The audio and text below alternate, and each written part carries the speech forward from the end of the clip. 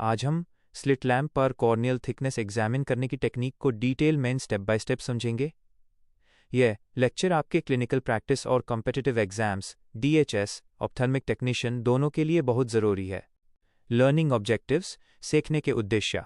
इस लेक्चर के बाद आप 1. स्लिट लैम्प पर थिकनेस चेक करने के लिए सही इल्यूमिनेशन सेट कर पाएंगे। 2. ऑप्टिकल सेक्शन में दिखने वाली लेयर्स को पहचान सकेंगे। 3. कॉर्नियल थिनिंग पतला होना और थिकनिंग सूजन के बीच डिफरेंस समझ पाएंगे। 4.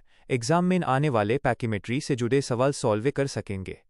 Step by step lecture corneal thickness on slit lamp. 1. Setup कैसे करें। The optical section. कॉर्निया की थिकनेस देखने के लिए ह्यूमन लाइट को एक पतली स्लाइस की तरह यूज करना होता है। स्लिट विथ इसे बिल्कुल नैरो 0.5 मिलीमीटर से 0.1 मिलीमीटर रखें। ये लाइट को एक चाकू नाइफ जैसा बना देता है। एंगल इल्यूमिनेशन आर माइक्रोस्कोप के बीच 45 अंश से 60 अंश का एंगल होना चाहिए। अगर लाइट सीधी आएगी तो थिकनेस नहीं दिखेगी।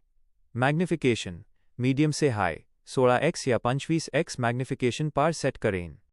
2. क्या क्या दिखाई देगा। The sandwich view.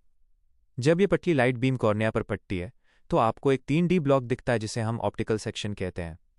इसमें 3 मेन जोन्स होते हैं। एंटीरियर ब्राइट लाइन, ये सबसे आगे की चमकीली लाइन है जो एपिथेलियम और बोमन्स मेम्ब्रेन को दर्शाती है। सेंट्रल डार्क ग्रे जोन, बीच का थोड़ा धुंधला एरिया स्ट्रोमा होता है। कॉर्निया की 90% थिकनेस याहिन होती है। पोस्टीरियर ब्राइट लाइन, ये सबसे पीछे की लाइन है जो एंडोथेलियम और डेसिमेट्स मेम्ब्रेन होती है। 3. पैरामीटर्स क्या चेक करें। एग्जामिनेशन के वक्त इन पैरामीटर्स पर ध्यान दें। Central thickness, normal cornea centre में सबसे पतला होता है अप्रॉक्सीमेटली 540 से 560 माइक्रॉन्स। पेरिफेरल थिकनेस लिम्बस किनारों की तरफ कॉर्निया मोटा होता जाता है 700-100 microns. Apex of thinning, keratoconus जैसे केसेस में हम वो पॉइंट ढूंढते हैं जहां एंटीरियर और पोस्टीरियर लाइन्स एक दूसरे के सबसे पास होती हैं। 4. Clinical importance high yield for MCQS।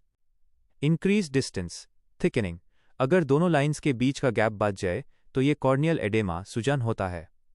इसमें स्ट्रोमा धुंधला हजी दिखता है। डिक्रीज डिस्टेंस थिनिंग, अगर गैप कम हो जाए तो ये केराटोकोनस या एक्टेशिया का संकेत है। फॉरेन बॉडी डेप्थ, अगर आंख में कुछ चुभ गया है तो ऑप्टिकल सेक्शन से ही पता चलता है कि वो कितना गहरा एपिथेलियम में या स्ट्रोमा में गया है। 5. Quantitative measurement the pachymeter. Slit lamp सिर्फ एक विजुअल गेस देता है लेकिन एग्जैक्ट मेजरमेंट के लिए हम पैकीमीटर यूज करते हैं। ऑप्टिकल पैकीमेट्री, स्लिट लैम्प के ऊपर एक अटैचमेंट होता है जो प्रिज्म्स यूज करके थिकनेस नापता है।